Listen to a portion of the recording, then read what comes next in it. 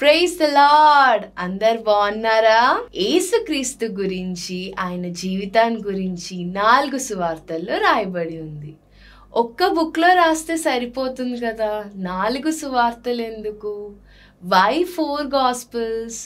దానికి సమాధానం ఏంటంటే, దేవాది దేవుడు 4 వ్యక్తుల్ని ఎన్నుకొని అందరికీ అర్థమయ్యే రీతిలో 4 కోణాల్లో 4 సువార్తలను రాయించాడు. The Lord God took these 4 men, Matthew, Mark, Luke and John, and prepared to tell the story of Jesus in his own way. యేసుక్రీస్తును గూర్చిన ఈ 4 సువార్తలు మానవ చరిత్రలో అత్యంత ప్రాముఖ్యమైన ఘట్టం. The 4 Gospels are the good news of Jesus Christ, which is the significant event in all of history. అయితే ఈ 4 సువార్తల్లో అత్యంత ప్రాముఖ్యమైన 3 విషయాలు ఏంటంటే, ఆయన జీవితము, నిస్వార్థమైన త్యాగపూరితమైన బలిదానం, యేసుక్రీస్తు యొక్క పునరుత్థానం, his life, selfless sacrificial death and resurrection of Jesus Christ. ప్రాముఖ్యమైన విషయం ఏంటంటే, Matthew, mark, Luke are synoptic gospels, but John has deep spiritual things.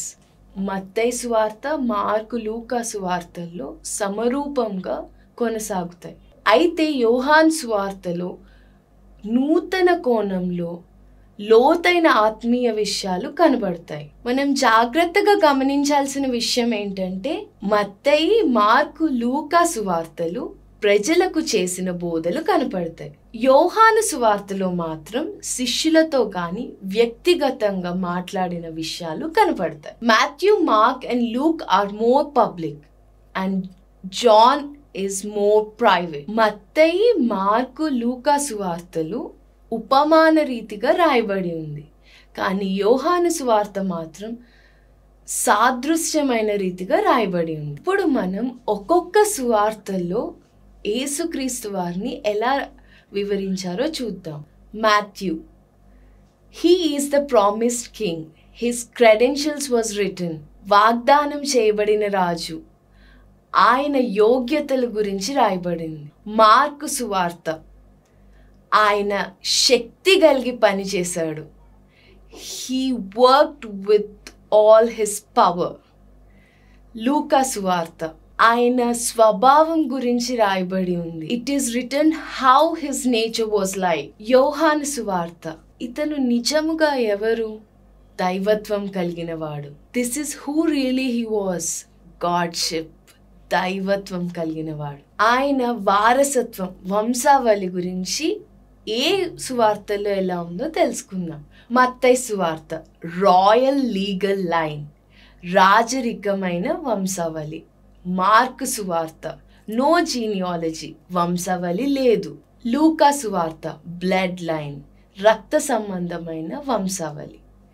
యోహాను సువార్త, ప్రీ ఎగ్జిస్టెన్స్, అంటే ఆయన ఆది నుండి ఉండినవాడు. ఇప్పుడు ఈ 4 సువార్తల్లో ఆయన వ్యక్తిత్వం ఎలా వర్ణించారో చూద్దాం. మత్తయి సువార్త, మెస్సియా అంటే రక్షకుడు. మార్కు సువార్త, సర్వెంట్ అంటే సేవకుడు. అందుకని మార్కు సువార్తలో వంశావళి గురించి రాయబడలేదు. లూకా సువార్త, సన్ ఆఫ్ మ్యాన్, మనిషి కుమారుడు. యోహాను సువార్త, సన్ ఆఫ్ గాడ్, దైవ కుమారుడు. ఇప్పుడు మనం ఈ 4 సువార్తల్లో యేసు ప్రభు ఏం చెప్పాడో, ఎలా చెప్పాడో తెలుసుకుందాం. మత్తయి సువార్తలోనేమో ఆయన ఏం చెప్పాడో రాయబడి ఉంటుంది.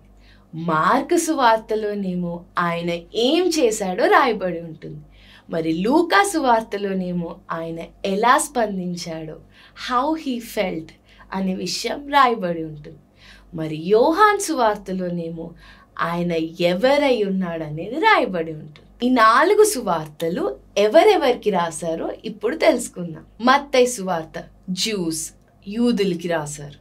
మార్కు సువార్త, రోమన్స్, రోమీలకు రాశారు. లూకా సువార్త, గ్రీక్స్కి రాశారు, అంటే గ్రీసు దేశస్తులకి రాశారు.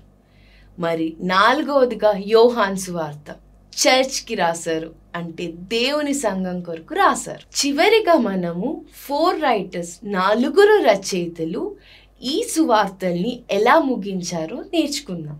మత్తయి సువార్త, రెసరెక్షన్ అండ్ గ్రేట్ కమిషన్, యేసుక్రీస్తు యొక్క పునరుత్థానము మరియు సువార్త ప్రకటించాలని ఉన్నతమైన కర్తవ్యాన్ని అప్పగించడంతో ముగిస్తాడు. మార్కు సువార్త, ascension and preaching the gospel everywhere, ఆరోహణము మరియు సువార్తను బలమైన రీతిలో ప్రకటించడంతో ఈ సువార్తను ముగిస్తాడు. లూకా సువార్త, promise of the Holy Spirit, పరిశుద్ధాత్మ మీకు అనుగ్రహింపబడుతుందని వాగ్దానంతో ముగిస్తాడు. యోహాను సువార్త, ప్రామిస్ ఆఫ్ జీసస్ రిటర్న్, యేసుక్రీస్తు మళ్ళీ తిరిగి వస్తాడనే వాగ్దానంతో యోహాను సువార్తను ముగిస్తాడు. సో మీరందరూ ఈ సువార్తలు చదివినప్పుడు జాగ్రత్తగా చదవండి. ఒక్కొక్క సువార్త ఒక్కొక్క కోణంలో అద్భుతంగా రాయబడింది. దేవుడు మనకి నూతన సత్యాలు నేర్పించడానికి ఈ సువార్తల్ని 4 సువార్తల్ని రాయించాడు. మనమందరం జాగ్రత్తగా చదివి ఎన్నో మేలులు, ఆశీర్వాదాలు పొందుకుందాం.